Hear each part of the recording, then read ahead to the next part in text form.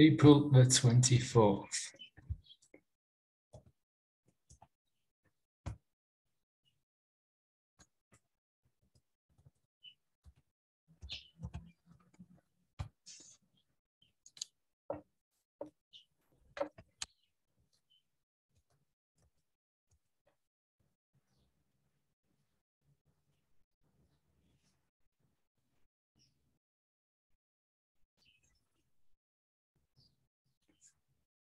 April 24th, a productive use for contempt.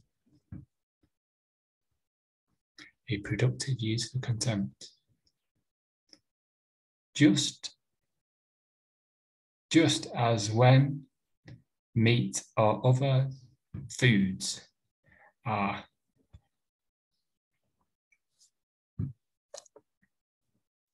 just as other meats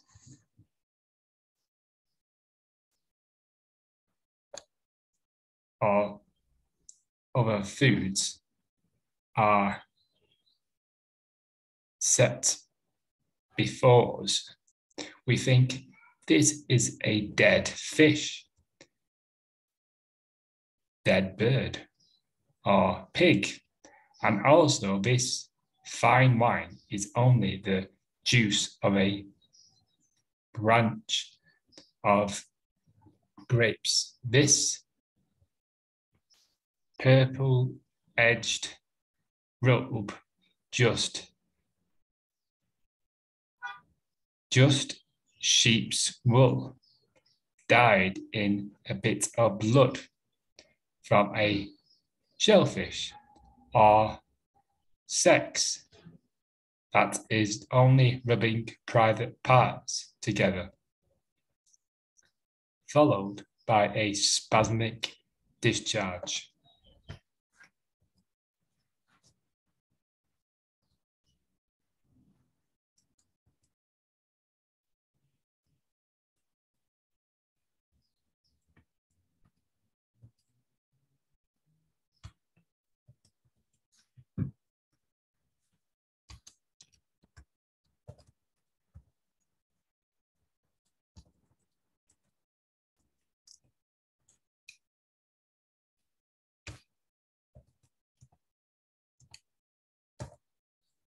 The same way our impressions grab actual events and permeate them so we see them as they really are.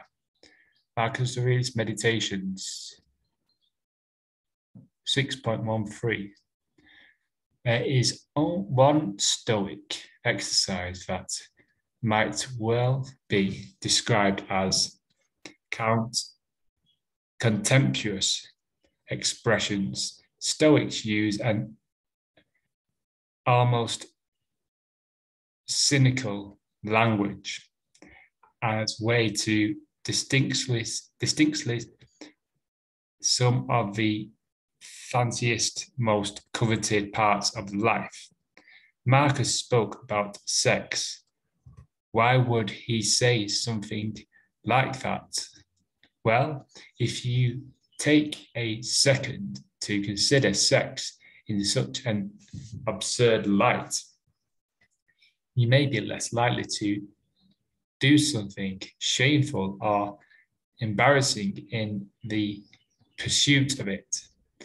It's a counterbalance to the natural bias we have towards something that feels really good.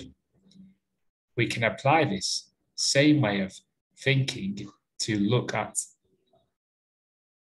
things that people prize.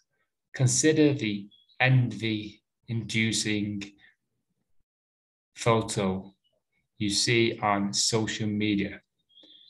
Imagine that the person painstakingly staging it.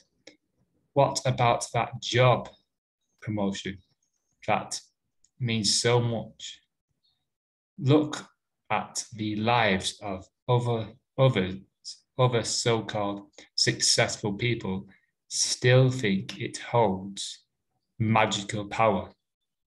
Money, which we want more of and are reluctant to part with, consider how covered in bacteria and filth it is.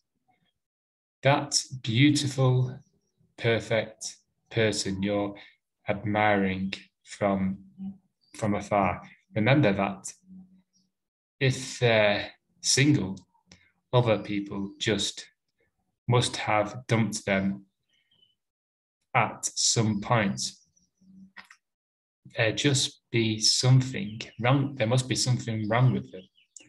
This exercise won't turn you into a cynic, but it will provide some much needed objectivity. A productive use of contempt, April 24th. So we're going of the objective and subjective. So the subjective mind is all subjective about things: money, sex, relationships, jobs, success, fame, fortune, food, drugs, alcohol. All of the subjective mind is all over there in the subjective corner.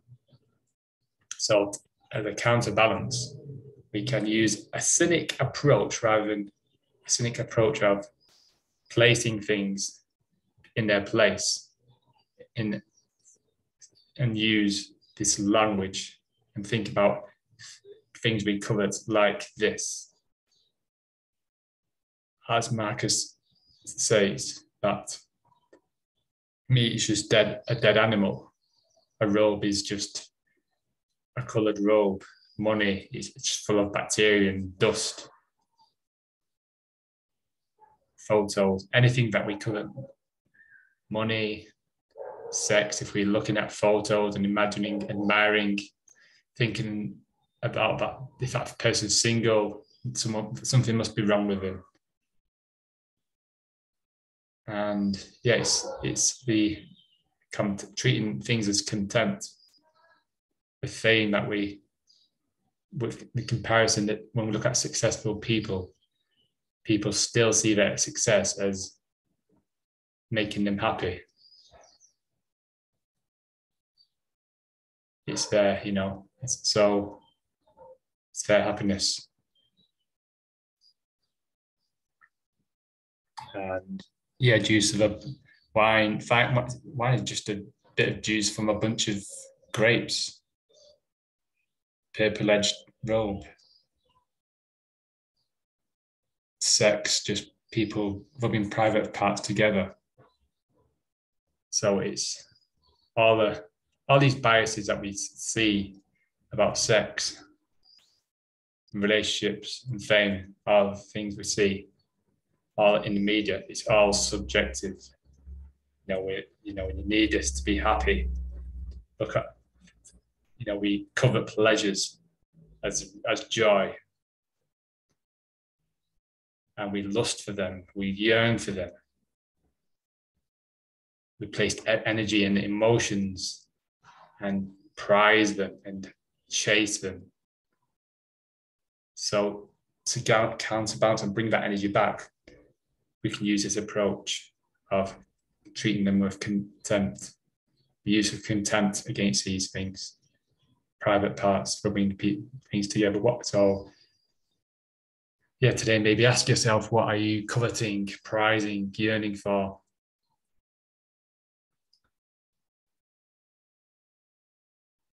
And thinking in these ways, and see if your mind changes about them after these activities. Much needed objectivity.